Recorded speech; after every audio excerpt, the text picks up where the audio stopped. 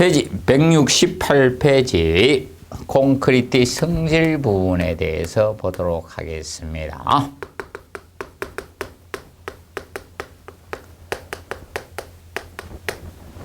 먼저 1번에 블리딩 개념이 나오고 있습니다.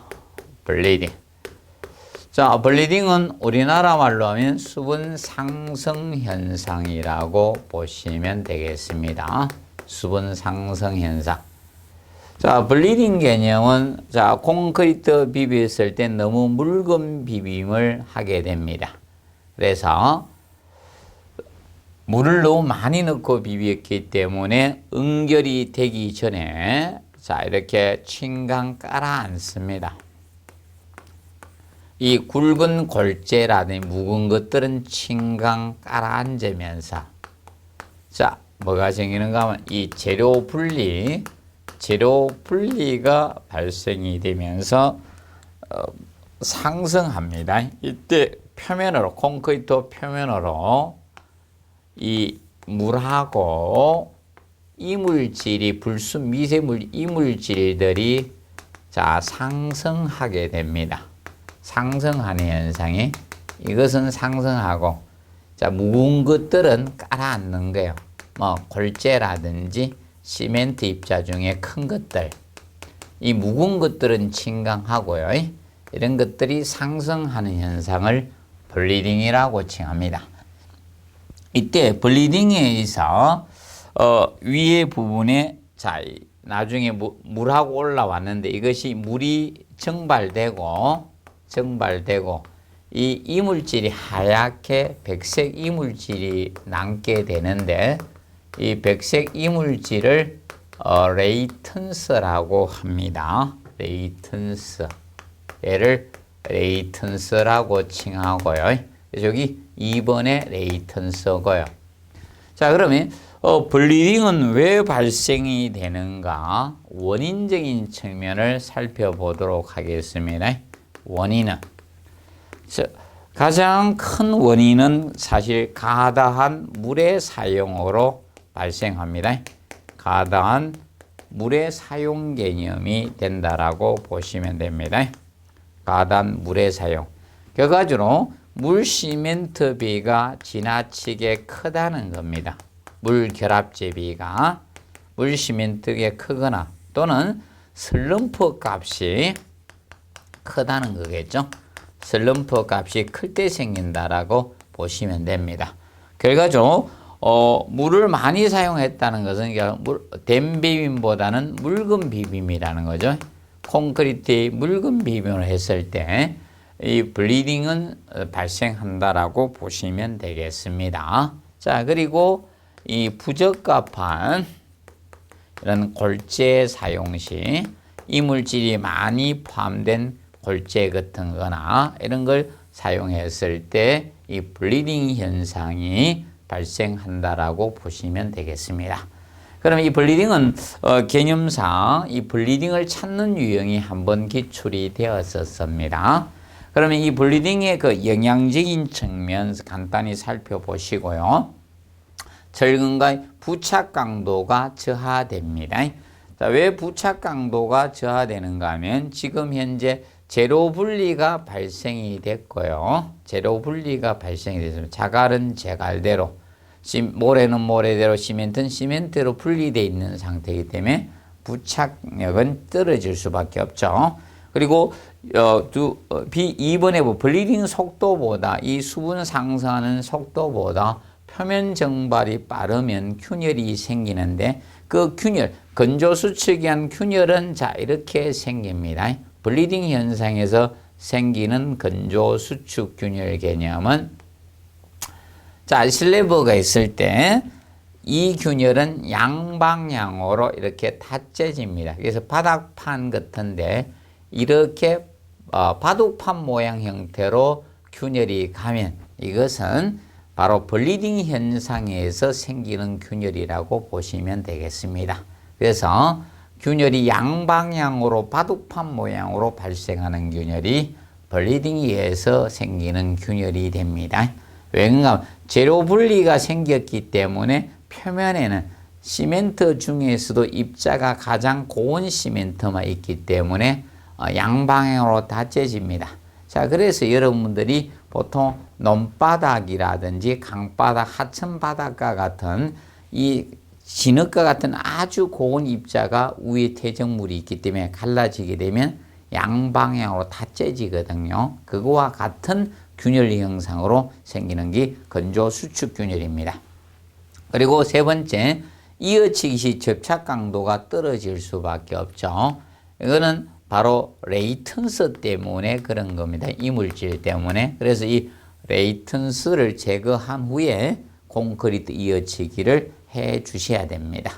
그리고 4번에 블리딩이 크면 투수 투기성이 증가될 수밖에 없다. 블리딩 생기면요, 재료 분리 생겼죠. 균열 발생하죠. 그러니까 외부에서 자, 이 물이나 이런 탄산가스 침투가 빠를 수밖에 없습니다. 그래서 중성화가 빨리 촉진될 수밖에 없습니다. 그래서 블리딩이 생기면 안 좋습니다. 그래서 블리딩률을 최대한 적게 사용을 해야 된다고 했죠. 그래서 아까도 거기 뭐 3시간에 3% 이하, 고강도일 때 1% 이하, 블리딩이 율이 최대한 적은 것이 좋은 겁니다. 많이 생겨서는 좋지 않습니다.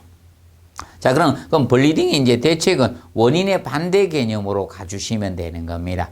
그래서 가다음 물의 사용, 그래서 물시민데 크거나 슬럼프 값이 적을 때 생겼으니까 그 개념으로 보시면 되겠죠. 그래서 슬럼프 값은 적게 하면 되는 거고, 그 물시멘트비 적게 하라 이거죠. 물의 사용량을 최대한 적게 해주시면 됩니다. 그러면 미실한 콘크리트가 된다는 거죠. 물을 적게 써주면. 제작을 하면 적게 생깁니다. 그리고 골재 중에 부적합한 유해물질이 많이 섞인 골재를 사용하는 부적합한 골재 사용하니까 생기니까 그 유해물이 적은 골재 사용해주고, 분말도가 높은 시멘트 사용해주면 돼요. 그러면 분말도가 높다는 것은 시멘트와 같이 가루로 된 것은 그 입자를 분말도로 나타냅니다. 그래서 분말도가 높다는 것은 시멘트 입자가 곱다는 겁니다. 그러면 이런 블리딩이 적어지게 됩니다. 그래서 알아두시면 되겠습니다. 그리고 세 번째, 크리퍼 현상에 대해서 보도록 하겠습니다. 크리퍼. 크리퍼는 소성 변형 장기 처짐이라고 합니다. 소성 변형 장기 처짐 이렇게 봅니다. 크리퍼 소성 변형 장기 처짐. 이거는 한번 출제가 되었습니다. 16회 때 한번 기출이 되었었죠. 그래서 이 소성 변형, 자, 이 장기 처짐 크리퍼는 콘크리트 일정 하중을 계속 가하면 하중의 증가 없이도 변형이 계속 증대되는 현상을 크리퍼라고 합니다. 자, 크리퍼는 사실 우리나라 사람들의 성격 때문에도 많이 발생을 한다라고 보시면 된다.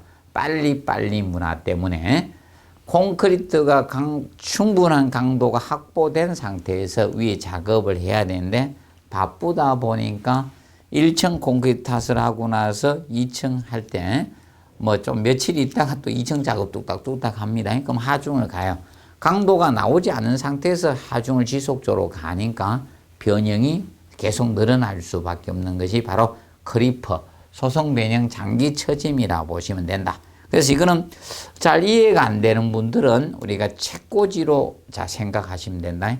책꽂이에 책을 꽂았으면 하중을 가했다가 다음날 빼버리면 처짐이 안 생깁니다. 그런데 그 하중을 책을 계속 꽂아서 보지도 않는 책을 꽂아놓고 장기간 이렇게 계속 하중을 갑니다. 그러면 하중에 증거 없이도 1년, 2년 지나서 책을 빼게 되면 이렇게 처지 있습니다. 그것이 바로 크리퍼 소성 변형 장기 처짐이라고 보시면 됩니다. 자, 그래서 그 크리퍼 현상은 항상 기억하자. 하중에 증거 없이도 변형이 계속 증대되는 현상을 우리가 크리퍼라고 합니다. 그래서 그 169페이지 재령이 적은 콘크리트 지하시기가 빠를수록, 그러면 실제 콘크리트 재령 부재재자 나이령이라 했죠. 재령이 적은 콘크리트 아직 콘크리트 친지 기일이 날짜가 지나지 않은데 하중을 가하는 시기, 제한은 하중을 가하는 걸 제하라 하죠. 제하 시기가 빠르면 크리퍼는 커질 수밖에 없는 거다. 그래서 예로 적읍니다.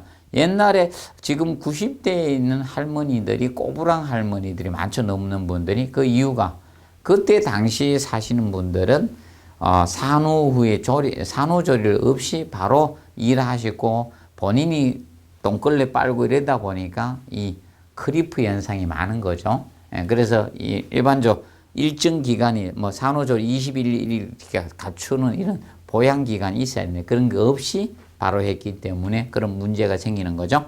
그리고 강도가 낮을수록 물시멘트비가 클수록 보통 크리프는 커집니다. 그러면 강도가 나오지 않는 상태에서 하중가했기 때문에 그렇습니다.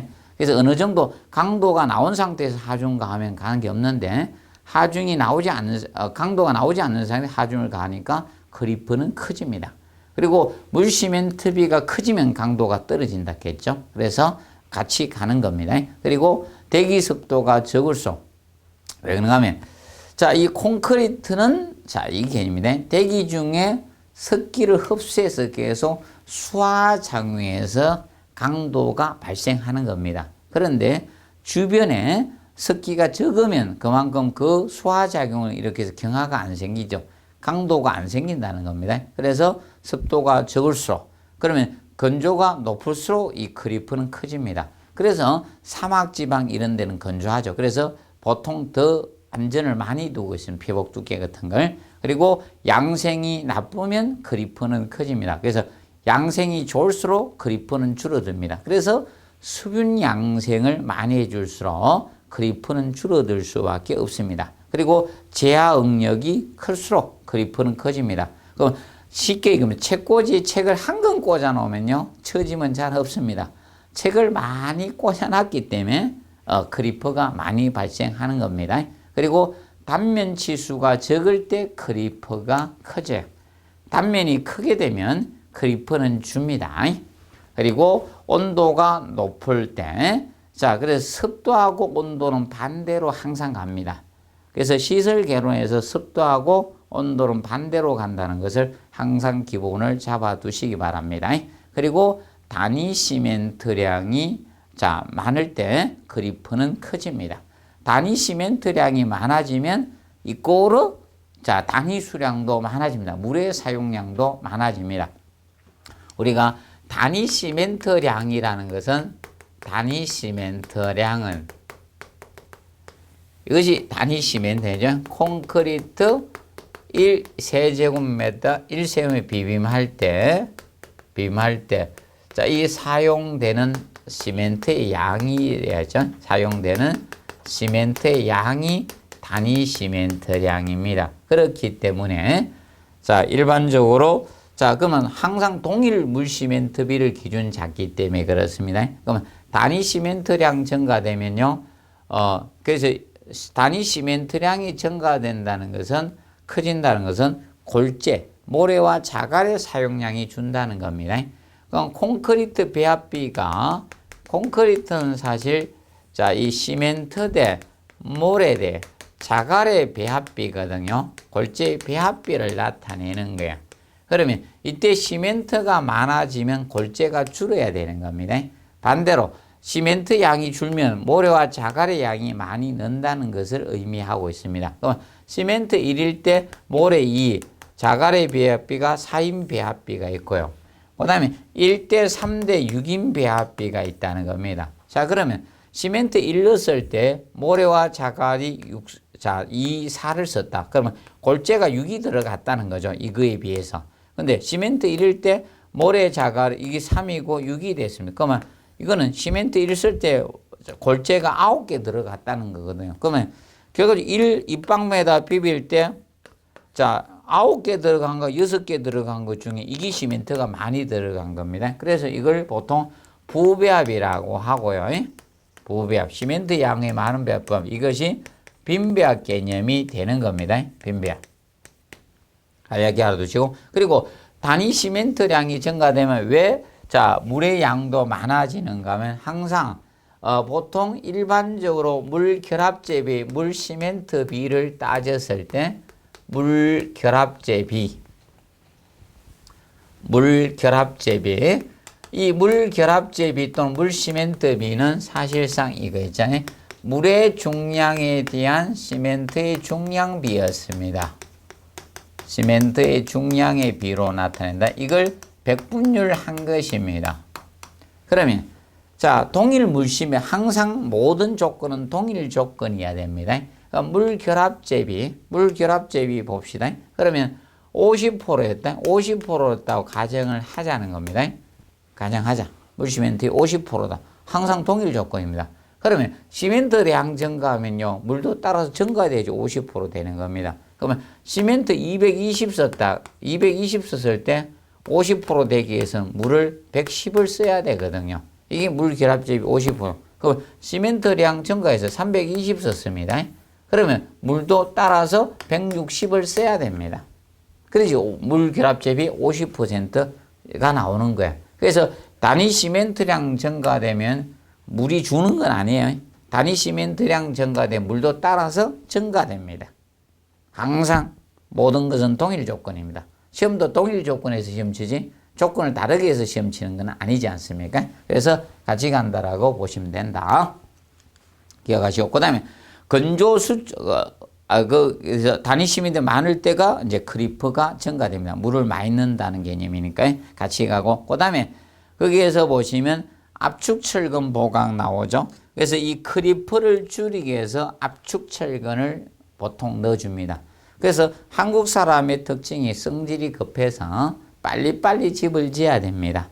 그러면 콘크리트 크리프는 생길 수밖에, 처짐은 생길 거고, 그래서 때려 넣는 겁니다. 보통 우리가 배웠을 때 철근은 인장력을 부담하고 콘크리트가 압축력을 부담한다고 설계는 했지만, 실제적으로 우리가 사용할 때 압축철근도 때려 넣고 있는 겁니다. 바로 우리나라 사람 성격상 문제가 되기 때문에 이 압축철근이 바로 이 크리퍼, 소성병형, 이 장기 처짐을 줄이기 위해서 철근을 때려 넣는데 그 철근이 압축철근이 됩니다. 그래서 주의해서 자, 정리를 해 두시고, 그 다음에 건조수축이 나옵니다. 건조수축. 자, 건조수축은 잉여수분의 증발로 발생하는 겁니다. 잉여수분의 증발로 생기는 게 건조수축입니다. 자, 그러면 건조수축 개념은 이거라고 보시면 된다. 보통 수화작용이 필요한 물만 넣으면 비빔 자체가 안 돼요. 콘크리트 안 비벼집니다. 제가 수화작용이 필요한 물만 넣고 비벼보니까 비빔이 안 됩니다. 그렇기 때문에 실제 비빔도 해야 되고 콘크리트를 그 부진 내부에 때려 넣어야 되죠. 시공 연도도 좋아야 됩니다. 그렇다 보니까 물은 많이 쓸 수밖에 없는 겁니다. 그럼 실제 비빌 때 수화장이 필요한 게 한 2개인데 실제 비비면 보통 콘크리트 한 6개 정도 넣는 거예요. 그렇기 때문에 나머지 수분이 증발이 될 수밖에 없는 겁니다. 그 수분 증발은 수화작용에 의한 수화열에 의해서 수분 증발이 될 수밖에 없죠. 그때 건조수축이 생기는 겁니다. 그럼 잉여수분 증발로 건조수축이 생기는데, 건조수축이 생기면 같이 뭐가 가는가 하면 균열이 비례관계로 정립이 됩니다. 그러면 건조수축이 커지면 균열 발생이 많아지는 개념이 되겠습니다. 그래서 이 건조수축은 2번이나 기출됐습니다. 2번 기출이 됐고요. 그래서 마지막 14회 때 나왔었는데 그 앞으로 뭐 준비를 하기 위해서 알아둘 건 균열 유형이 아직 안 나왔거나 종합문제 지문 형태로 나올 수 있다고 보시면 되겠습니다. 건조수축은. 그러면 균열은 어떻게 생기느냐? 자, 이겁니다. 균열은 바닥판이 있을 때, 자, 입술을 연상하시면 된다. 겨울철에 입술에 균열 가는 게 건조수축이 한 균열이라고 보시면 됩니다. 그래서 입술이 이렇게 있을 때, 자, 겨울철에 난방을 하니까 입술에서 수분이 증발됩니다. 그러면서 째지는 거예요. 여기가 제일 잘 째집니다. 여기가 특히 안쪽으로 많이 째집니다. 왜냐? 침 발랐기 때문에. 침을 바르면 여기 침이 증발되면서 째지는 거예요.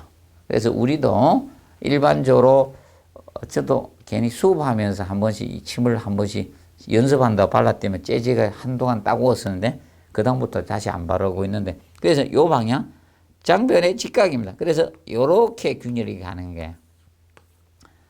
한 방향으로 이렇게 가면 이거는 건조수축 균열입니다. 일반 건조 이유수분 정발이고, 블리딩에서 건조 수축균은 양방향으로 다 가는 거다. 바둑판 모양이고요. 그 건조 수축과 이 균열의 유형 형태가 달라진다라고 보시면 되겠습니다. 기억을 해 두시고요. 그리고 이 건조 수축 균열은 지하층의 경우는 잘 안 생깁니다. 왜냐하면 지하층은 외부의 영향을 적게 받지 않습니까? 그래서 보통 지상층에 많이 생겨, 특히 옥상 이런 데는 건조 수축 균열이 많이 발생한다라고 보시면 되겠습니다. 그리고 지금까지 전례에서 지하층은 거의 잘 생기지 않습니다. 그런데 롯데는 지하층에서 생겼는데, 자, 그래서 건조 수축 균열에 대해서 정리를 하시고요. 그러면 거기에서 이제 혹시 이제 균열 유형 봐두고 혹시나 해서 그 몇 가지만 살펴보도록 하겠습니다. 그러면 물의 양이 많아지면 건조 수축은 자, 우리가 증가될 수밖에 없습니다. 그래서 이 물 시멘트 비, 그러면 물 시멘트 비 또는 물 결합제 비라고 한다 했죠. 물 결합제 비. 물 결합제 비하고 건조 수축은 이 두 가지는 비례 관계예요. 두 가지는 비례 관계가 성립이 됩니다. 많아지면 커집니다. 잉여수분 정발이니까. 그리고 단위 시멘트량하고 비례 관계요. 단위 시멘트량과 건조 수축은 비례 관계에 성립이 됩니다. 이 두 가지도 비례 관계에 놓여집니다. 비례합니다. 기억하시고, 그 다음에 습도하고 건조 수축은 반비례 관계. 습도하고 건조 수축은. 그래서 습도가 높으면, 자, 얘는 반비례 관계에 성립이 됩니다. 습도가 높으면 건조 수축은 줄어듭니다.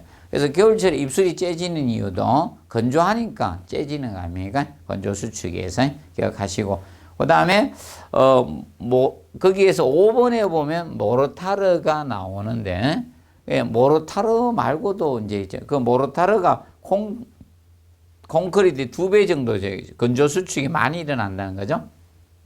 그러면 건조 수축은 이렇게 보시면 돼요. 입자가 작은 것을 쓰면 건조 수축은 커져요. 그래서 시멘트 페이스트가 있다. 시멘트 페이스트. 그리고 자, 모르타르, 콘크리트가 있습니다. 그러면 건조 수축은 이리 갈수록 커지는 거예요. 이렇게 갈수록 커집니다. 시멘트 페이스트는 시멘트하고 물만 반죽한 거고, 모르타르는 시멘트하고 모래 섞은 거고, 물로 반죽. 그 콘크리트는 시멘트 모래 자갈이잖아요. 그러면 자갈이 제일 크잖아요. 큰 걸 써주면 건조 수축은 줄어들어요. 입자가 작은 것을 많이 사용하면, 사용량을 늘리면 건조 수축은 증가한다라고 보시면 되겠습니다. 기억하시고. 그 다음에 재료 분리적인 측면은 별도로 시험을 나온 것은 없고요. 재료 분리는. 그래서 이 재료 분리적인 측면은 단위 수량이나 물 시멘트가 크게 되면 쉽게 재료 분리는 이런 경우에 많이 생긴다 보시면 되죠. 일단은 묽은 비빔, 된 비빔보다는 묽은 비빔, 물을 많이 넣었을 때 묽은 비빔일 때 재료 분리는 발생이 된다라고 보시면 되겠습니다. 그리고 골재 입도나 입형이 부적당할 때 많이 생겼고, 너무 지나치게 큰 골재를 사용했다든지, 자, 그래서 골재에 이제 최대 치수를 제한을 두고 있는 것이 그겁니다. 그래서 또 막 이 머리통만한 돌 때려놓고 콘크리트 치고 이러면 안 됩니다. 그래서 보시고, 그 다음에 배합이 적절하지 않는 경우라든지, 그리고 혼화 재료의 부적절하게 사용이라든지, 혼화 재료를 잘 사용해야 되는데 부적절하게 사용했다든지, 시공이 잘못됐을 때 재료 분리 생기죠. 특히 이런 경우도 생긴다라고 시공이 잘못됐을 때 대표적으로 장시간 진동 다짐이라고 보면 되죠. 장시간 진동을 준 경우라든지 이런 것도 시공이 잘못 아닙니까? 적정 시간 진동을 줘야 되는데 계속 떨어버린 겁니다. 그런 경우도 재료 분리가 생기고, 그리고 콘크리트 부어 넣는 낙하고 그러니까 너무 높거나 너무 빨리 부어 넣거나 이런 경우도 우리가 재료 분리는 생길 수가 있습니다.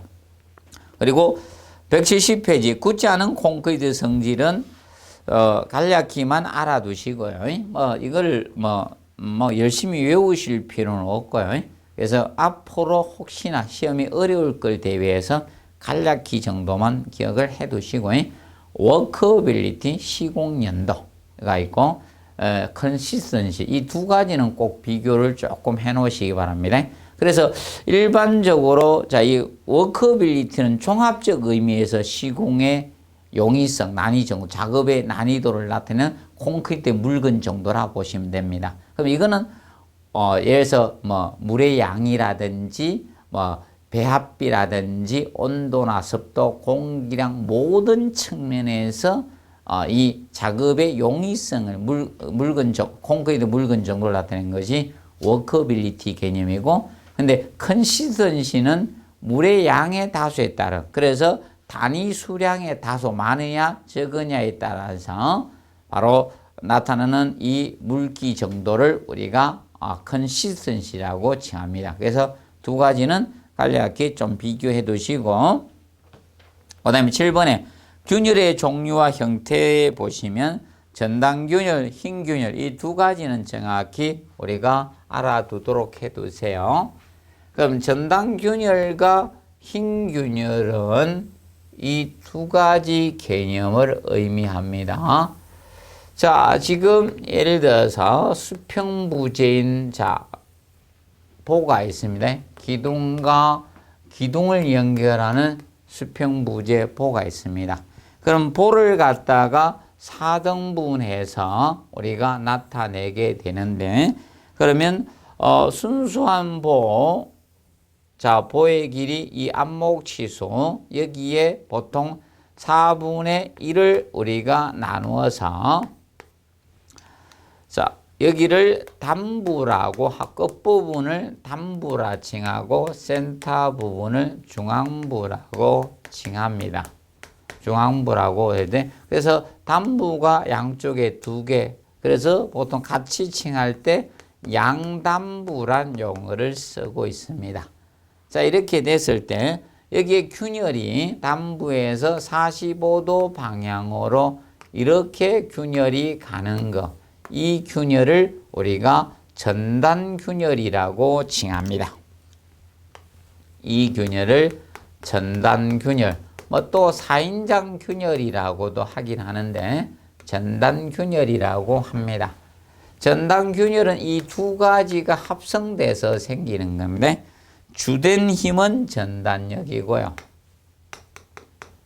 전단력이고, 그 다음에 플러스 힘 모멘트에 의해서 생깁니다. 힘 모멘트. 모멘트는 힘에다가 거리를 곱한 게 모멘트죠. 수평부재는 우리가 하중을 가면 힐 수밖에 없죠. 그래서 힘 모멘트가 발생해요. 그러면 힘 모멘트가 생기면 거기에 인장력이 생기거든요. 잡아당기는 인장력이 발생해요. 그래서 두 가지에서 이렇게 45도 방향으로 균열이 가게 됩니다. 45도 경사로 균열이 가게 됩니다.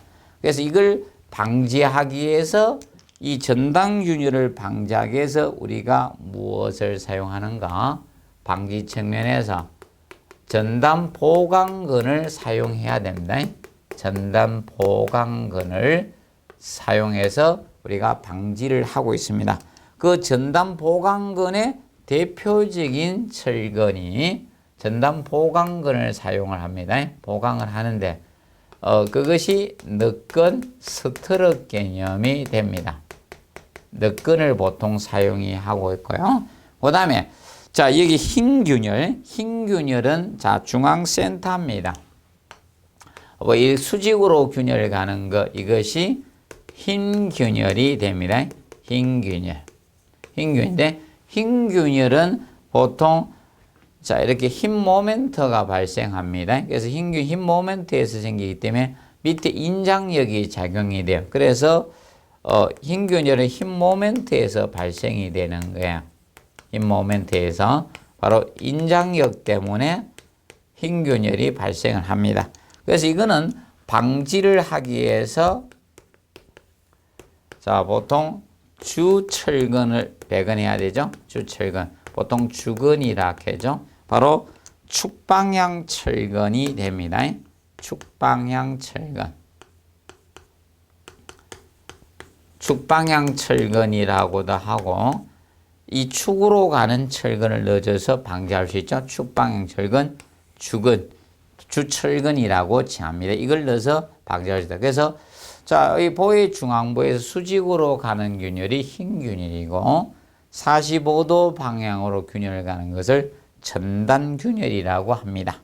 자, 그러면 왜 이 발생이 되는가 하면 자, 이 보에서 생기는 전단력도를 나타내면 이 전단력.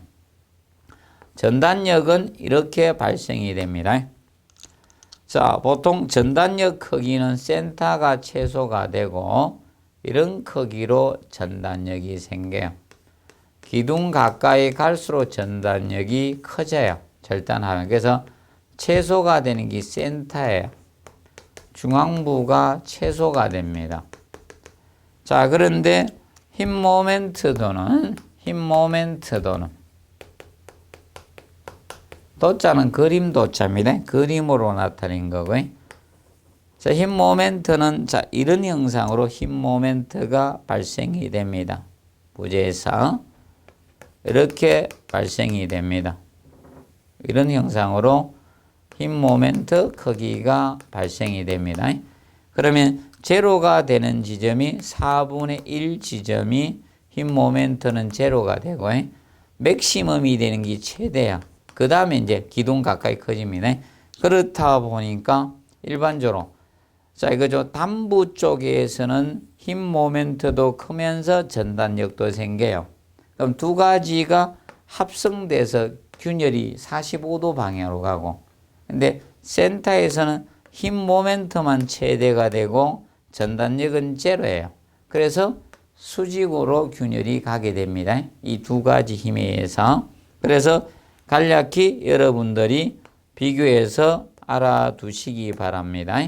그래서 자, 여기에서 균열이 가는 유형은 차이가 있다. 이렇게 봐두시면 되겠습니다. 자, 그래서 시험은 유일하게 45도 방향, 요것이 시험에 출제돼 전단력을 찾는 유형의 문제가 나왔었습니다. 간략히 한번 봐두시고 그 다음에 171페이지에 보시면 균열 발생 원인 개념이 나와요. 그래서 재료 성질적인 측면과 주위 환경 그리고 시공 상태. 그래서 17회 때 균열의 원인을 모두 고르세요. 이렇게 낸 유형으로 나왔습니다. 모두가 다 고르면 답이 된 형태가 나왔습니다. 그러면 앞으로의 혹시 시험에 나올 때는 세부적으로 아마 나눌 가능성이 있다. 그러면 재료 성질이란 균열과 그리고 주위 환경 외적 요인과 그리고 시공 상태에 따른 균열을 나눴죠. 그래서 이걸 서로 나누어서 낼 수도 있다. 그러면 균열 원인 중 성격이 다른 하나를 고르세요. 이런 유형도 앞으로 시험은 가능성이 있다. 그걸 대비한 걸 하려고 하면 그걸 다 하셔야 되는데 머리 아픈데요. 자, 그래서 그 재료의 성질은 시멘트의 이상 응결이나 뭐 이상 팽창이나 뭐 수화열. 우리가 수화작용에서 수화열이 생기죠. 그걸로 균열이 생기는 이건 재료의 성질적인 측면일 수밖에 없죠. 그리고 사실 이겁니다. 시멘트의 분말도가 좋으면 반응이 빠르거든요. 경화 빠르니까 수화열이 많이 생겨요. 그리고 시멘트가 예를 들어서 이런 중용열 포틀랜드 시멘트, 조강 포틀랜드 시멘트 여기에 따라서 틀려지거든. 이런 것은 재료의 성질일 수밖에 없다. 그러면 중용열 포틀랜드 시멘트는 규산 삼석회나 알루미늄 산소 기항을 줄여서 반응을 느리게 한 시멘트의 일종이거든요. 그리고 골재는 반응성 골재나 이런 불순물 포함된 이런 거 사용해도 이건 재료적인 측면이 될 수밖에 없죠. 그리고 콘크리트가 건조 수축이나 벌리딩이나 또는 치마에 의해서 중성화 이런 것에서 균열을 값이 이런 것은 재료적인 성질적인 측면으로 봐주면 된다. 그런데 주위 환경적인 측면도 많다. 온습도의 급격한 변화라든지 겨울에 동결이 됐다가 우리가 융해되면서 봄에든 이런 균열이 반복을 해서 균열이 갈 수도 있는 것이고, 그리고 부재 양면의 온습도 차이에서 실내하고 외부하고 온습도 차이라든지 내부 철근의 부식이라든지 하재 이런 것들은 산염류나 그럼 산성비가 자꾸 내려서 이런 것은 외적 요인이 되겠죠. 이렇게 구분하는 방법도 조금 정리를 해 두도록 해 두십시오. 그리고 171ペ하단에 균열 방지 및 저감 대책으로서 쉽게 이거는 억지로 막 암기하실 필요는 없고요. 이렇게 접근해 가시면 됩니다. 입자가 작은 것의 사용량을 늘리면 쉽게 이겁니다. 재료의 입자 크기가 작은 것, 미세한 것, 작은 것의 사용량을 늘려버리면 균열은 증가됩니다. 재료 입자가 작은 것의 사용량을 늘리면 이것은 균열이 증가돼요. 방지가 안 되는 게. 그럼 반대로 무엇은 입자 크기가 큰 것의 사용량을 늘려줘야지 균열이 감소됩니다. 그래서 이거는 줄여야 됩니다. 그래서 균열이 증가된다는 개념을 알아두자. 그래서 거기 보면 1번 단위 수량은 줄여야 돼요. 단위 수량 늘리면 무조건 균열은 증가될 수밖에 없는 겁니다. 잉여수분 증발로 해서 건조수축에서 균열이 생깁니다. 그리고 시멘트 사용량, 시멘트도 입자 작잖아요. 줄여줘야 돼요. 키우면 균열 증가입니다. 그리고 설름포 값 적게 한다. 설름포 값 적게 하면 물 적게 쓰는 거 아닙니까? 그리고 자, 굵은 골재 사용. 굵은 골재는 입자가 큰 거잖아요. 자갈은. 그리고 쇄골재율을 작게 해주시고, 쇄골재가 모래죠. 그리고 쇄골재 모래는 입도가 큰 거예요. 그러면 굵은 모래 써주는 게 좋다. 고운 모래보다는 굵은 모래 형태를 써주시고, 그 다음에 타입식 콘크리트 온도를 최대한 낮춰주세요. 내부 온도하고 외부 온도 차가 커지면 균열은 생깁니다. 최대한 온도는 낮춰주시고, 타설식 내부 온도는 줄여주셔야 됩니다. 그리고 발량이 적은 시멘트와 혼화제를 사용해 주시면 되죠. 그래서 될 수 있으면 이런 그래서 일반적으로 조강 포틀랜드 시멘트하고 중용률 포틀랜드 시멘트에서는 발량이 적은 것은 중용률 포틀랜드 시멘트가 발량이 적은 시멘트가 되는 겁니다. 그래서 최대한 그렇게 우리가 해 주시면 되겠습니다. 그래서 이런 거 하고, 그 다음에 이제 균열 저감하는 대체, 줄이는 대체로 이제 그 균열 방지 목적으로 이제 철근을 넣어주면 된다. 그래서 아까 했던 보에서 전당 균열을 방지하기 위해서는 넛건이란 이런 걸 사용을 해준다든지, 그리고 흰 균열 방지에 주철근 보강해 준다든지, 그리고 나중에 저 온도 이한 이런 온도 균열을 방지하기 위해서는 이런 넣어주는 온도 철근을 이제 보통 넣어주는 방법이 그런 방법들 여러 가지가 있습니다. 그런 부분을 우리가 다루었습니다. 그래서 이번 시간에는 콘크리트 성질과 관련돼서 우리가 다루었고요. 그리고 다음 시간에는 제3절 철근적인 측면에 대해서 우리가 들어가도록 하겠습니다. 그래서 이번 시간은 여기서 마무리하도록 하겠습니다. 수고하셨습니다.